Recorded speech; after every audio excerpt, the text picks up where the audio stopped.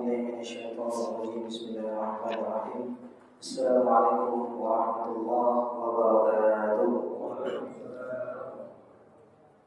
الحمد لله الذي هدانا لهذا وما كنا لنهتدي لولا أن هدانا الله.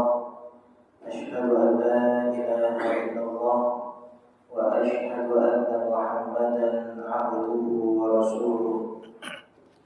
اللهم صل وسلم وبارك على سيدنا محمد وعلى آله وصحبه أجمعين. رب اشرح لي صدري ويسر لي أمري واحلل عقدة من لساني يفقهوا قولي. سبحانك لا علم لنا إلا ما علمتنا إنك أنت العليم الحكيم. اللهم ارزقنا الصدق في كل ما نقول والإخلاص في كل ما نعمل. Alhamdulillah, para ulama, para imam, ustaz-ustaz, guru-guru kami, para orang tua kami, serta sidang jemaah sholat maghrib yang dirahmati Allah Subhanahu wa Ta'ala. Sejenak sambil kita berniat i'tikaf, marilah senantiasa kita memuji dan bersyukur kepada Allah Subhanahu wa Ta'ala atas limpahan karunia dan nikmat yang Allah berikan kepada kita, sehingga alhamdulillah dengan nikmat dan taufik yang Allah berikan kepada kita tersebut, kita masih mampu untuk menghambakan diri kita kepada Allah dengan melaksanakan perintah-perintah Allah Subhanahu wa Ta'ala. Salawat dan salam senantiasa tercurahkan kepada junjungan kita baginda Nabi besar Muhammad sallallahu alaihi wasallam, para keluarga dan sahabat-sahabatnya yang telah membawa kita umatnya dari zaman jahiliyah kepada zaman Islamiyah. Sidang jemaah dirahmati Allah, alhamdulillah malam hari ini kembali Allah pertemukan kita setelah minggu kemarin kita berhenti rah fitabadulil amal. Yang namanya rah kalau dalam Islam itu dalam mengganti satu ibadah kepada ibadah yang lain. Karena pertemuan kemarin itu ada istri kawan yang meninggal, kami bertakziah sehingga tidak bisa menghadiri untuk mengisi pengajian. InsyaAllah pada malam hari ini kita akan lanjutkan kembali hadis ke-19 daripada kitab Arba'in An-Nawawi yang di dalamnya berisikan 42 hadis yang merupakan pokok-pokok utama agama kita, agama Islam. Pada hadis sebelumnya sedikit pengulangan. Hadis sebelumnya diriwayatkan oleh dua orang sahabat besar, Abu Dzar Al-Ghifari dan Mu'adz bin Jabal, yang mana Rasulullah SAW berwasiat kepada mereka dengan tiga wasiat yang sangat dalam maknanya. Apa kata Rasulullah? Ittaqillaha haitsu ma kunta. Bertakwalah engkau dimanapun kamu berada. Wa atbi'is sayyi'atal hasanata tamhuha, dan ikutkanlah setiap pekerjaan buruk yang dilakukan dengan pekerjaan yang baik, niscaya pekerjaan baik tersebut akan menghapus dosa-dosa daripada pekerjaan buruk yang telah dilakukan. Wa khaliqin nas bi khuluqin hasanin, dan berakhlaklah dengan manusia dengan akhlak yang baik. Itu pada pertemuan kemarin, yaitu mengajarkan tiga. Pertama takwa, dan yang kedua senantiasa mujahadah untuk melakukan amalan saleh dengan harapan agar amalan-amalan buruk yang pernah dilakukan itu dihapus oleh Allah. Dan yang ketiga kita berakhlak dengan manusia dengan akhlak yang baik. InsyaAllah pada malam hari ini kita akan melanjutkan yaitu hadis ke-19, hadis yang diriwayatkan oleh sahabat Rasulullah SAW yang dikenal dengan kecerdasannya, yang bernama Abdullah bin Abbas radhiyallahu anhuma, anak daripada paman Rasulullah SAW, Abbas bin Abdul Muttalib. Yang mana Abdullah bin Abbas berkata, kuntu khalfan Nabi sallallahu alaihi wasallam. Faqala, Abdullah bin Abbas mengisahkan keadaan dirinya dengan Rasulullah ketika Rasulullah meriwayatkan hadis kepada dirinya. Apa kata Abdullah bin Abbas? Pada suatu hari aku berada di belakang Rasulullah sallallahu alaihi wasallam. Faqala, kemudian Rasulullah berkata, ya ghulam, wahai ghulam, ini anak. Itu sebelum masuk ke umur dewasa itu dikatakan ghulam. Wahai anak, Inni u'allimuka kalimat. Saya ingin mengajarkan kamu beberapa kalimat. Ihfazillaha yahfazka. Jagalah Allah, maka Allah akan jaga kamu. Ihfazillaha tajidhu tujahak. Jagalah Allah, maka engkau akan dapati Allah senantiasa membimbingmu berada di hadapanmu. Idza sa'alta fas'alillah, apabila engkau meminta, mintalah kepada Allah. Wa idza ista'anta fasta'in billah, dan apabila engkau memohon pertolongan, maka mintalah pertolongan kepada Allah. Wa'lam, ketahuilah, annal ummah law ijtama'at ala an yanfa'uka bi syai'in lam yanfa'uka illa bi syai'in qad katabahu Allah lak. Ketahuilah, sesungguhnya umat manusia, kalau mereka semuanya bersatu padu ingin memberikan manfaat kepadamu, maka sesungguhnya mereka tidak dapat memberikan manfaat sedikit pun kepada dirimu, kecuali kalau manfaat tersebut telah ditentukan oleh Allah untuk dirimu. Wa in ijtama'u ala yadurruka bi syai'in, begitu pula sebaliknya. Kalau semua umat ini bersatu padu ingin memudaratkanmu, ingin mencelakakanmu, lam yadurruka bi syai'in illa bi syai'in qad katabahu Allahu 'alaik, maka itu semuanya tidak akan berpengaruh, tidak akan pernah mencelakakanmu kecuali kalau perkara tersebut sudah ditentukan oleh Allah jatuh atas dirimu. Rufi'atil aqlam, pena-pena itu telah diangkat. Wajafatis suhuf, dan lembaran-lembaran pun sudah kering. Rawahu Tirmidzi wa qala haditsun hasanun sahih. Hadis ini diriwayatkan oleh Imam Tirmizi dan dikatakan statusnya oleh Imam Tirmizi hadis ini hadis hasan sahih. Wa fi riwayat ghairi Tirmizi, dan dalam riwayat selain daripada riwayat Imam Tirmizi hadisnya sama. Apa kata Rasulullah? Ihfazillah tajidhu amamak. Jagalah Allah, maka engkau akan dapati Allah senantiasa berada di hadapanmu. Ta'arraf ilallahi fir rafa. Kenallah Allah ketika engkau senang. Ya'rifka fi syiddah, maka Allah akan kenal kepadamu ketika engkau dalam keadaan susah. Wa'lam, ketahuilah, annama akhta'aka lam yakun liyusibak. Sesungguhnya apa ma akhta'aka yang membuat engkau salah itu bukan tujuannya untuk memberikan musibah kepadamu.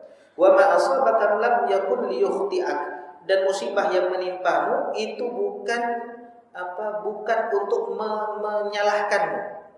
Wa'lam anna an-nasra ma'as sabri, ketahuilah bahwasanya kemenangan itu pada kesabaran. Wa annal faraja ma'al karbi, dan sesungguhnya kelapangan itu sesudah karb, sesudah musibah. Wa anna ma'al usri yusra, dan sesungguhnya setelah kesulitan datang kemudahan. Ini dalam riwayat selain daripada riwayat Imam Tirmidzi. Namun riwayat pertama inilah yang dicantumkan oleh Imam An-Nawawi di dalam kitabnya, yaitu Arba'in An-Nawawi. Yang kedua dicantumkan juga, tapi yang paling utama yang di atasnya. Sidang jamaah yang dirahmati Allah Subhanahu wa taala, maka sebagaimana biasa kita lakukan dalam pembahasan hadis ini, kita bagi tiga. Yang pertama kita melihat perawinya, siapa ini yang meriwayatkan hadis. Yang kedua fiqhul hadis, apa pesan yang Rasulullah sampaikan kepada Abdullah bin Abbas sehingga pesan tersebut betul-betul dapat kita pegang, dapat kita jalani dalam kehidupan kita sehari-hari. Dan yang ketiga sedikit daripada perkara ilmu hadis. Yang pertama Abdullah bin Abbas bin Abdul Muttalib radhiyallahu anhu. Abdullah bin Abbas ini seorang sahabat kecil, sigharus sahabah.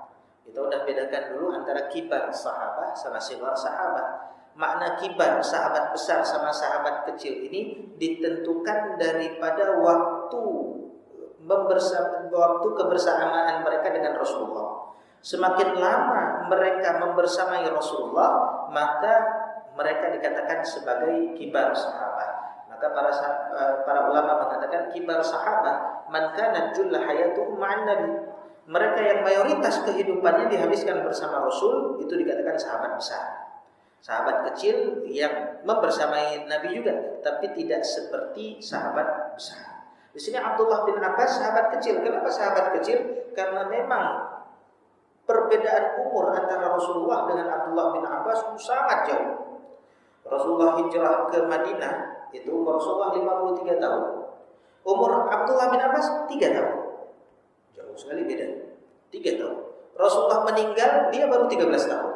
Abdullah bin Abbas baru berumur 13 tahun. Baru tamat SD, mau masuk SMP, kelas 1 SMP. Ini meninggal Rasulullah. Maka perbedaan umur yang sangat jauh. Namun Abdullah bin Abbas diberikan kelebihan yang tidak diberikan kepada sahabat-sahabat lain. Abdullah bin Abbas termasuk salah seorang sahabat yang sangat cerdas dan betul-betul tanggap. Ini Abdullah bin Abbas peka terhadap keadaan sekitar. Mendapatkan doa daripada Rasulullah disebabkan usaha yang dilakukannya. Ketika Rasulullah SAW ingin berwudu, sebelum berwudu Abdullah bin Abbas sudah tahu. Ini bentar lagi Rasulullah berwudu. Apa yang dilakukan oleh Abdullah bin Abbas? Langsung ambil air, disiapkan. Ketika Rasulullah keluar melihat sudah ada air, Rasulullah bertanya, sahabat yang lain hadir. Rasulullah bertanya, siapa yang ambil ini? Maka anak kecil yang ambil, Abdullah bin Abbas. Sehingga Rasul pun mendoakan Abdullah bin Abbas dengan doanya yang terkenal, Allahumma faqihhu fid din wa 'allimhu ta'wil. Ya Allah, pahamkan dia perkara agama dan pahamkan dia perkara, ajarilah dia perkara takwil ataupun tafsir. Sehingga dengan doa tersebut Abdullah bin Abbas itu diberi gelar dengan Hibrul Ummah. Ini Abdullah bin Abbas, ilmunya yang sangat banyak, mendapat gelar Hibrul Ummah. Bahkan disebutkan kalau seandainya ada perbedaan pendapat di kalangan para sahabat tentang tafsir suatu ayat Al-Quran, maka pendapat Abdullah bin Abbas lah yang diambil. Pernah suatu ketika turun surat Idza jaa nasrullahi wal fath. Tatkala datang nasrullah, pertolongan Allah dan kemenangan. Wa ra'aitan nas yadkhuluna fi dinillahi afwaja fasabbih bihamdi rabbika wastaghfir innahu kana tawwaba. Ketika turun ayat ini, apa yang terjadi? Turun ayat ini, para sahabat senang semua. Rupanya pertolongan yang kita minta-minta dulunya, mata nasrullah, kapan datang pertolongan Allah? Kapan? Rasulullah cuma menjawab, ala inna nasrullahi qarib, pertolongan Allah dekat. Ketika datang ayat ini, idza jaa nasrullah, ketika turun pertolongan, datang pertolongan Allah, maka sahabat pun senang. Ini Allah, ini pertolongan Allah sudah datang, sudah turun kepada kita. Maka sahabat pun senang. Ketika itu berkumpul asyakhu Badrin, para syuyukh, orang-orang yang sudah tua, senior, yang ikut-ikut perang Badar, veteran perang Badar. Ini veteran kan sudah senior. Ketika kumpul semuanya, Umar bin Khattab yang merupakan alumni atau veteran juga perang Badar ikut juga kumpul. Tapi apa yang dilakukan oleh Umar bin Khattab? Membawa anak kecil Abdullah bin Abbas. Ketika dibawa masuk ke dalam perkumpulan daripada veteran perang Badar, maka orang-orang yajidu fi nafsihi syai'. Orang-orang yang tua-tua ini, sahabat-sahabat senior ini melihat ini kenapa anak kecil ikut, sehingga mengatakan kepada Umar bin Khattab, kenapa kamu bawa dia? Jangan dia kamu bawa, ayahnya kamu bawa. Karena masih kecil, ayahnya masih seleting-leting senior. Ini jangan bawa dia, anak kecil. Kami juga punya anak seperti dia, kami aja nggak bawa anak. Masa kamu bawa dia? Ini kata para veteran Badar. Kemudian apa kata Umar bin Khattab? Innahum min haitsu ma'alimtum. Sebagaimana kalian ketahui bagaimana kedudukan daripada anak ini. Ini Abdullah bin Abbas. Ketika semuanya senang, mereka bergembira karena datang pertolongan Allah, datang kemenangan yang dijanjikan oleh Allah, senang semuanya. Maka Umar pun berkata kepada Abdullah bin Abbas, apa maksud daripada surat yang baru saja turun itu? Idza jaa nasrullah wal fath. Maka apa jawaban daripada Abdullah bin Abbas? Nu'iyat ila nafsihi. Bahwasanya Rasulullah SAW itu adalah pemberitahuan daripada Allah bahwasanya umur beliau itu sudah pendek, sudah singkat. Karena kalau sudah ada pertolongan Allah, sudah dikatakan Islam ini menang, maka tugas Rasul itu sebentar lagi selesai. Maka ketika disebutkan oleh Abdullah bin Abbas perkataan tersebut, maka berubah dari senang menjadi sedih. Rupanya betul. 2 bulan atau 60 hari setelah kejadian tersebut, Rasulullah pun meninggal, sebagaimana pendapat para ulama tafsir. Ini pendek. Yang tahunya siapa? Abdullah bin Abbas, anak kecil. Dan Abdullah bin Abbas juga di dalam hadis ini menarik. Sahabat itu sangat bangga ketika dekat dengan Rasulullah. Sangat bangga. Kalau dekat dengan Rasulullah, dibawa sama Rasulullah, diajak jalan sama Rasulullah, bangga sekali sahabat. Walaupun sahabat itu kecil. Di sini Abdullah bin Abbas mendengar hadis yang disampaikan oleh Rasulullah, tapi Abdullah bin Abbas tidak langsung menyampaikan hadis tersebut. Kalau Rasulullah enggak, tapi menceritakan, mengumumkan kepada orang-orang sampai kepada kita saat ini tentang bagaimana kedekatannya dengan Rasulullah. Apa kata Abdullah bin Abbas? Kuntu khalfan Nabi sallallahu alaihi wasallam yauman faqala. Aku di belakang Nabi. Enggak langsung menyebutkan hadis, tapi memberitahukan kepada orang-orang, saya pernah dibonceng sama Nabi. Ini saking senangnya sahabat dengan Rasulullah. Bisa saja Abdullah bin Abbas bilang, an Abdullah bin Abbas radhiyallahu anhuma qala Rasulullah sallallahu alaihi wasallam ya gulam. Rasulullah berkata, ya gulam, wahai anak. Tapi Abdullah bin Abbas enggak mau menyebutkan itu dulu. Beliau ingin menyebutkan kesan beliau dengan Rasulullah ketika dibonceng sama Rasulullah. Ini dibonceng sama Rasulullah. Dan Ibnu Allan dalam kitab Dalilul Falihin itu menulis sahabat-sahabat yang pernah dibonceng oleh Rasulullah. Ini Rasulullah panglima tertinggi kaum muslimin, tapi dengan anak kecil nggak lupa. Panglima tertinggi kaum muslimin, ya. Tapi dengan anak kecil nggak lupa.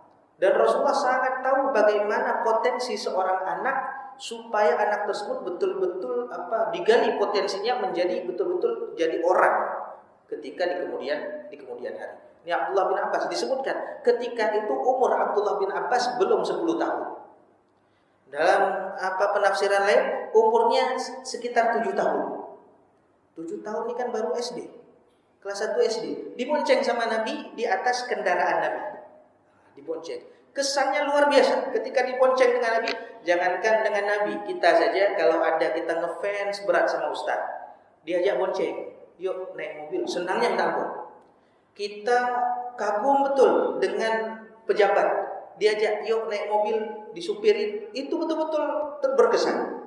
Ada misalnya diajak betul-betul orang yang kita kagumi, ngajak kita masuk mobil, diajak dibonceng, itu senangnya luar biasa. Ini yang bonceng bukan sembarang orang. Yang diboncengnya di dunia itu betul-betul punya kedudukan. Rupanya Abdullah bin Abbas dibonceng. Berapa jumlah sahabat yang dibonceng, yang pernah dibonceng oleh Rasulullah? Sekitar 40-an lebih sahabat yang pernah dibonceng oleh Rasulullah di atas hewan kendaraannya. Ibnu Allan bahkan membuat syair tentang sahabat-sahabat yang pernah dibawa oleh Rasulullah di satu hewan tunggangan bersama baginda Rasulullah sallallahu alaihi wasallam. Ini berkesan luar biasa. Kita aja duduk dengan orang yang betul-betul kita kagumi, diajak makan, diajak naik satu kendaraan, senangnya minta ampun. Ini Abdullah bin Abbas tidak mau menyebutkan hadis dulu, ingin menyebutkan kesan dia supaya orang-orang tahu. Bangga. Kita aja ketemu ulama, foto, update status. Ketemu ini berhasil jumpa, update status. Ini Abdullah bin Abbas tidak ketinggalan. Pingin betul-betul diketahui orang-orang saya pernah dibonceng sama Rasulullah. Nah, ini bangga dengan dibonceng oleh Rasulullah, beda dengan bangga dibonceng sama pejabat, bangga dibonceng sama ini itu di dunia, belum tentu di akhirat juga sama. Tapi ini dengan Rasul. Kuntu khalfan Nabi, anak kecil mengatakan kesannya luar biasa kepada Rasulullah. Aku di belakang Nabi dibonceng sama Nabi. Kemudian Rasulullah berwasiat kepada Abdullah bin Abbas. Dan orang ketika mengagumi seseorang, semua kata-katanya nggak perlu diulang, langsung terhafal. Ini Abdullah bin Abbas, anak kecil 7 tahun, belum sampai 10 tahun, sekali Rasulullah sebutkan, langsung hafal. Ya gulam, wahai anak, ini u'allimuka kalimat. Gulam ini kata-kata anak medua. Nah, ini kata-kata lembutnya. Wahai anak, aku akan mengajarkan kepadamu beberapa kalimat. Ihfazillah, jaga Allah. Yahfazka, maka Allah akan jaga kamu. Ihfazillah tajidhu tujahak.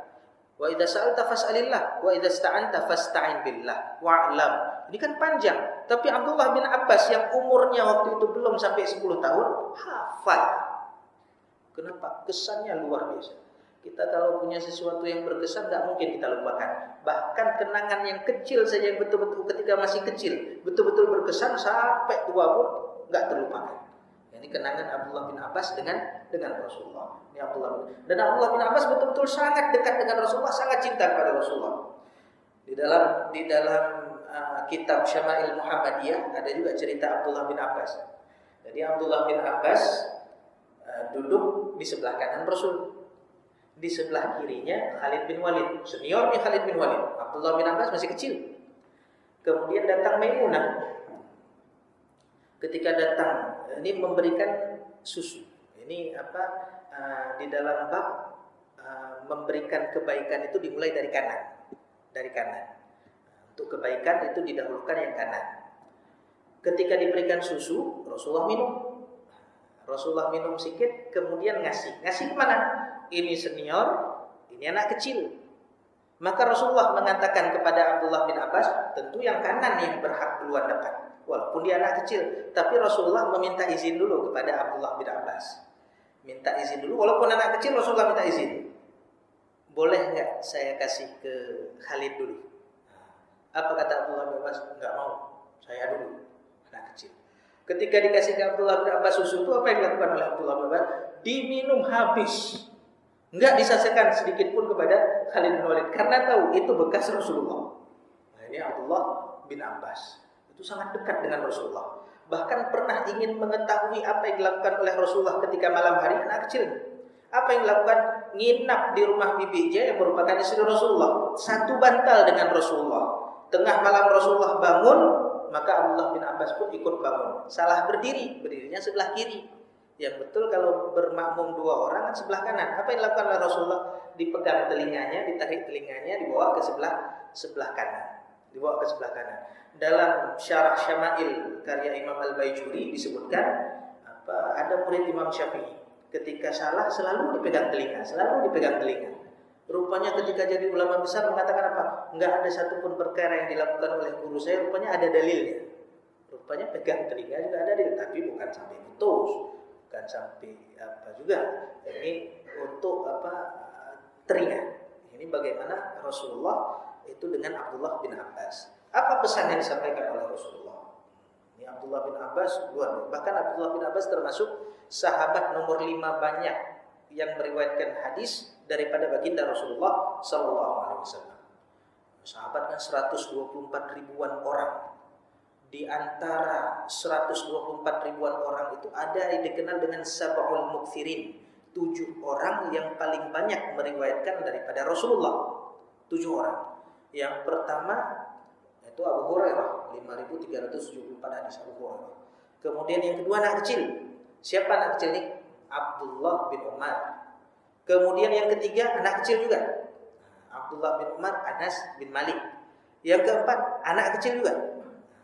Anak kecil enggak ya Sayyidah Aisyah, kemudian Abdullah bin Abbas, Jabir bin Abdullah, Abu Sa'id Al-Khudri. 7 orang sab'ul mukthirin li riwayatil hadis. Banyak yang anak kecil karena betul-betul Rasulullah tahu bagaimana potensi, bagaimana mendidik anak kecil ini sehingga ke depan betul-betul menjadi betul-betul menjadi orang. Usamah bin Zaid meninggal Rasulullah jadi pimpinan perang, 17 tahun umurnya. Rasulullah itu masih kecil, anak kecil. Tapi Rasulullah tahu potensi anak kecil tersebut kalau dimanfaatkan luar biasa. Kita juga jangan sampai kita putus generasi. Maka dalam Al-Quran, wal yakhshal ladzina law taraku min khalfihim dzurriyyatan dhi'afa khafu 'alaihim. Janganlah kita sampai udah meninggal enggak ada generasi. Enggak ada generasi siapa penerus. Bingungnya waktu udah ini siapa penerus baru bingung. Tapi dari sekarang cicil, didik. Sehingga merekalah yang melanjutkan estafet. Jangan sampai anak kecil sekarang lebih dekat ke hal-hal yang negatif daripada hal-hal yang positif. Maka wa asyriku fi amri, maka ikutkan. Kita saleh, anak juga harus ikut saleh. Kita salat, anak juga ikut salat. Kita ikut pengajian, anak juga ajak ikut pengajian, supaya mereka betul-betul terdidik dengan kebaikan. Apa isi daripada hadisnya? Wasiat Rasulullah kepada Abdullah bin Abbas. Rasulullah mengatakan, ya gulam, wahai anak, inni u'allimuka kalimat, aku ingin mengajarkan kepadamu beberapa kalimat. Yang pertama, ihfazillah, jagalah Allah, yahfazka, maka Allah akan jaga kamu. Apa makna kita butuh? Kita harus menjaga Allah. Bukankah Allah fallahu khairun hafizah? Bukankah Allah sebaik-baiknya penjaga? Apa maksud kita menjaga Allah? Apakah Allah butuh penjagaan daripada kita? Maksud jagalah Allah ini kita nggak boleh tekstual nih, mengambil nih Allah perlu dijaga. Maksud menjaga Allah di sini yaitu menjaga maharimillah, menjaga aturan-aturan yang telah Allah tetapkan. Ini halal, ini haram, ini wajib, ini nggak boleh. Perintah-perintah Allah jaga, jangan sampai luput daripada perintah, jangan sampai enggak lakukan perintah Allah. Ini larangan Allah, jaga. Maksudnya apa? Jangan sampai kita melakukan hal-hal yang dilarang oleh Allah. Kalau itu sudah dikerjakan, kita betul-betul menjaga perkara tersebut, perintah dan larangan, maka apa balasannya? Ihfazillaha yahfazka. Maka Allah akan jaga kamu. Dan maksud penjagaan Allah di sini, dan Allah sebaik-baik penjaga.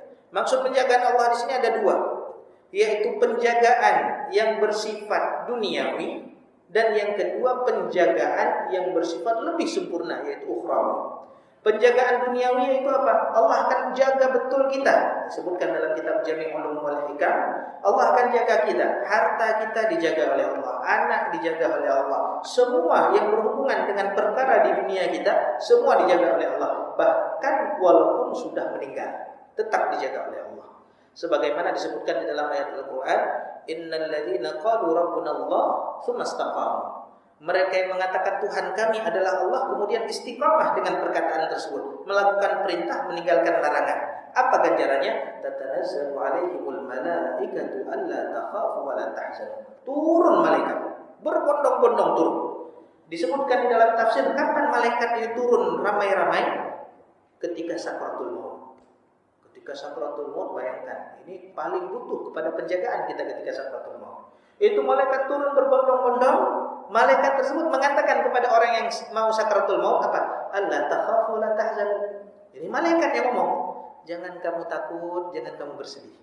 Masya Allah, malaikat yang ngomong, Allah takhafu wa la tahzanu.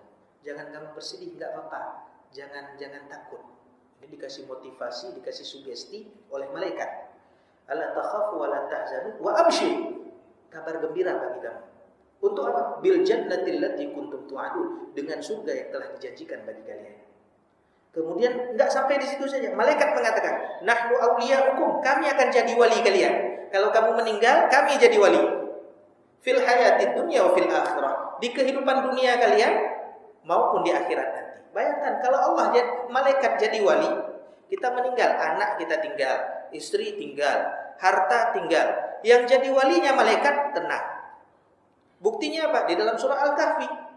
Dalam surah Al-Kahfi Allah utus dua orang nabi, Nabi Musa sama Nabi Khidir, untuk jaga harta anak yatim.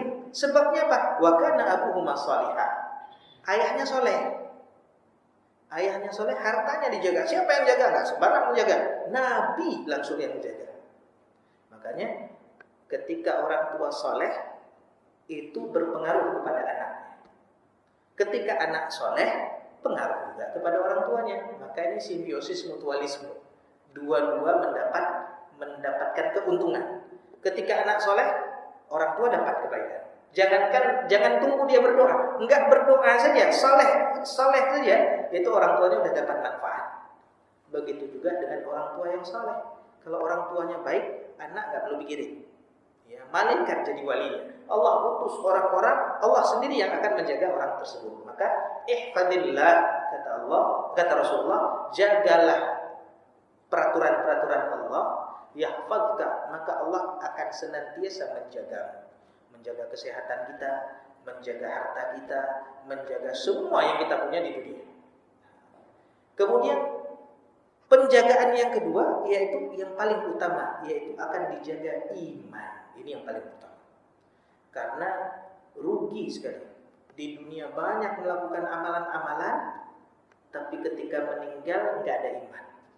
Maka sebagaimana disebutkan di dalam surat Al-Ghasyiyah, amilatun nasibah. Beramal di dunia, dia beramal di dunia, capek di dunia beramal. nasibah, tapi lebih capek lagi menghadapi siksa di akhirat. Kok bisa di dunia udah beramal, di akhirat dapat siksa? Rupanya amalannya itu nggak terjaga, tidak terjaga. Capek di dunia, di akhirat lebih capek lagi. Ya, di dunia banting tulang untuk beramal, sedekah, tahajud, ini itu. Rupanya di akhirat lebih capek lagi menghadapi azab. Ini Sayyidina Umar ketika membaca ayat ini lewat rahib seorang pendeta di hadapan beliau menangis. Ketika ditanya, kok bisa menangis sampai sejadi-jadinya menangis melihat pendeta lewat? Apa katanya? Ayat ini, amilatun nasibah, beramal di dunia, di akhirat capek. Coba lihat pendeta, meninggalkan kenikmatan dunia, makan yang enak pun ditinggalin, makan yang enak ditinggalin. Istri, nggak punya istri, nggak mau menikah. Betul-betul menyendiri, puasa, berbuat baik, lain sebagainya, capek di dunia. Di akhirat lebih capek lagi. Amilatun nasibah. Maka di sini Rasulullah SAW memberitahukan kepada anak kecil, jaga Allah, maka Allah akan jaga kamu. Ihfadillah, kata Rasulullah kemudian. Jagalah Allah, yaitu jaga yang tadi, rambu-rambu tadi, perintah jaga, larangan juga jaga. Jangan sampai melanggar, jangan sampai enggak mengerjakan perintah. Ihfadillah tajidhu tujahak. Jagalah Allah, maka engkau, kalau kita bahasakan dengan bahasa secara tekstual, jagalah Allah, maka engkau akan mendapati Allah di hadapanmu. Maksud di hadapanmu di sini enggak boleh kita Allah ada di hadapannya, bukan. Maksudnya di sini apa? Ma'iyatullah, kebersamaan Allah kepada seseorang, yaitu apa? Ihatatuhu bi'ilmi, yaitu Allah betul-betul mengetahui, betul-betul menjaga, betul-betul membimbing seseorang. Ihfadillah tajidhu tujahak. Kalau kita betul-betul jaga Allah, kita akan dapati seperti Allah betul-betul di hadapan kita. Maksudnya apa? Allah tidak menginginkan kecuali kebaikan pada diri kita. Yang kita lakukan semuanya baik. Sama seperti hadis kursi yang sudah kita bahas, man adali waliyan. Disebutkan wa ma yazadu 'abdi yataqarrabu ilayya bin nawafil hatta uhibbah. Dan seorang hamba itu senantiasa menambah amalannya, bukan hanya wajib saja, menambah dengan amalan sunnah untuk mendapatkan kecintaan daripada Allah, sehingga Allah mencintainya. Kalau Allah sudah mencintai seseorang, apa kata Allah? Kuntu sam'ahu alladhi yasma'u bih. Aku akan jadi pendengarannya yang dengannya ia mendengar. Wa basaruhu alladhi yubsiru bih. Aku akan menjadi penglihatannya yang dengannya ia melihat. Wa yaduhu alladhi yabtishu bihi. Aku akan menjadi tangannya yang dengannya ia menggenggam. Wa rijlahu alladhi yamshi 'alaiha. Dan aku akan menjadi yamshi biha. Aku akan menjadi kakinya yang dengannya ia berjalan. Allah menjadi pandangan, Allah menjadi pendengaran, Allah menjadi tangan, Allah menjadi kaki. Maksudnya apa? Betul-betul dibimbing, sehingga tidak ada satupun pekerjaan yang dilakukan kecuali pekerjaan tersebut adalah pekerjaan yang diridhoi oleh Allah. Tidak punya keinginan, tidak punya sesuatu keinginan kecuali keinginan tersebut sesuai dengan perkara yang diridhoi oleh Allah Subhanahu wa taala. Maka ihfadillah, jaga betul-betul sehingga Allah betul-betul berada di hadapan kita, membimbing kita. Sehingga kalau orang udah dibimbing, tenang dia. Guide, kalau kita jalan-jalan ke tempat asing, kita di dunia ini nggak tahu kita. Susah kita mengetahui mana kawan, mana lawan, mana halal, mana haram. Fitnah luar biasa. Kalau kita dapati ada yang membimbing, tenang. Kita keluar negeri, ada guide, itu tenang. Udah tahu kita mana makanan halal, guide-nya udah paham kita. Maka tenang. Ke Amerika nggak tahu kita, ini nginap di mana ini, ada guide, tenang kita. Begitu juga apalagi yang jadi guide-nya di sini adalah Allah Subhanahu wa taala. Maka ihfazillah, jaga Allah, tajidhu tujahak. Maka kalian akan dapati Allah itu senantiasa membimbingmu di hadapan. Setiap pekerjaan yang kita inginkan, kita lakukan, Allah bimbing di situ. Allah bimbing. Oh, kita lagi ada kerjaan ini, di situ Allah bimbing. Oh, kita mengajar, di situ Allah bimbing. Oh, kita jualan, di situ Allah bimbing. Dibimbing sama Allah. Ihfadillah tajidhu tujahak. Kemudian wa idza sa'alta fas'alillah. Kalau kamu meminta, wahai ghulam, wahai anak kecil, kalau kamu mau sesuatu, meminta sesuatu, fas'alillah, minta sama Allah. Masya Allah. Ini anak kecil sudah diajarkan seperti itu. Kalau kamu minta sama Allah. Wa idza sta'anta, kalau kamu butuh pertolongan, fasta'in billah, minta pertolongan sama Allah. Ini Rasulullah mengajarkan hakikat keimanan kepada seorang anak kecil. Ya. Betul-betul yang bisa memberikan manfaat, bisa memberikan mudarat, itu bukan benda, bukan makhluk, tapi Allah Subhanahu wa taala mengajarkan tentang hakikat sesuatu. Namun bukan berarti ketika kita bilang alhamdulillah udah minum obat ini, alhamdulillah sembuh. Ini bukan berarti kita syirik. Ya, kita bukan mengatakan obat itu yang bisa menyembuhkan kita, tapi berkat izin daripada Allah diberikan dengan sebab obat tersebut kita sembuh. Nggak ada yang mengatakan kita memang meminta kepada obat supaya obat itu menyembuhkan kita. Enggak. Saya yakin orang-orang beriman pasti meyakini Allah yang menyembuhkan. Cuman obat itu cuman bahasa manusia saja. Bahasa manusia supaya mudah dipahami oleh orang-orang. Jadi di sini ingin diajarkan oleh Rasulullah kepada anak kecil ini, wa idza sa'alta, kalau kamu mau, anak kecil banyak kali permintaan. Nah, diajarkan kepada anak kecil. Fas'alillah, minta sama Allah. Wa idza sta'anta, kalau kamu butuh pertolongan, maka mintalah pertolongan kepada Allah. Ini bukti bahwasanya manusia ini makhluk lemah. Bukti bahwasanya manusia ini betul-betul butuh kepada yang lebih kuat, yang lebih kuasa, yang lebih kaya, yang lebih segala-galanya. Maka minta segala sesuatu kepada Allah Subhanahu wa taala. Bahkan disebutkan di dalam hadis lain, hendaklah seorang hamba meminta kepada Allah walaupun tali sendalnya yang putus. Tali sendal yang putus, minta sama Allah. Bahkan para salafun saleh, orang-orang terdahulu, enggak ada garam di rumah, minta sama Allah. Ya Allah, ini saya udah habis garam ya Allah. Mintanya sama Allah. Kemudian makanan ternak mereka juga minta sama Allah. Itu para salafun saleh. Jadi ikatan irtibat antara mereka sama Tuhannya enggak pernah hilang. Sehingga memandang manusia bukan dengan pandangan biasa sih, semuanya makhluk Allah. Semuanya makhluk Allah. Ini kalau rohaninya sudah tinggi, itu memandang manusia manfaat mudarat itu biasa saja. Semuanya makhluk Allah, semuanya objek dakwah. Sehingga tidak gentar dan tidak takut. Ini kalau orang betul-betul rohaninya tinggi. Dan ini perlu dilatih. Banyak orang teorinya, mungkin saya teorinya bisa, tapi ketika prakteknya susah. Susah ketika prakteknya. Ya. Melihat orang masih ngelihat backgroundnya. Melihat orang masih ngelihat ini dia apa. Tapi kalau orang rohaninya tinggi, Masya Allah. Cuma ada itu makhluk Allah, saya makhluk Allah. Ya. Ini banyak orang rohani tinggi, jangankan kita nih, lihat wajahnya aja udah teringat akhirat. Lihat wajahnya aja udah introspeksi diri, apa salah saya? Dia nggak lihat kita udah, ya Allah apa salah saya? Apa salah saya? Itu kalau betul-betul sudah irtibat hubungan dia sama Tuhannya itu betul-betul dekat. Dan banyak orang-orang di sini. Ya. Kalau kita dapat orang seperti itu jangan lepas. Jangan lepas, dekat. Itu betul-betul tahu rohani kita, tahu orang tersebut. Ya. Misalnya apa yang sering kita lihat misalnya Ustaz Jul. Kita lihat Masya Allah, ngelihat aja udah ada aura sendiri. Nah, jadi kalau udah dapat orang-orang seperti ini jangan lepas. Itu betul-betul sebaik-baik orang yang ketika kita lihat kita teringat akhirat. Kita introspeksi diri. Nah, ini sebaik-baik orang. Maka ini bagaimana Rasulullah mengajarkan kepada seorang anak tentang hakikat keimanan. Kalau minta sama Allah. Kalau minta sama Allah. Kalau butuh pertolongan, minta tolong sama Allah. Di sini diajarkan tentang hakikat bagaimana sesungguhnya kedudukan manusia yang merupakan hamba. Dan disebutkan ad-du'a mukhul ibadah. Doa ini, meminta ini adalah inti dari setiap ibadah.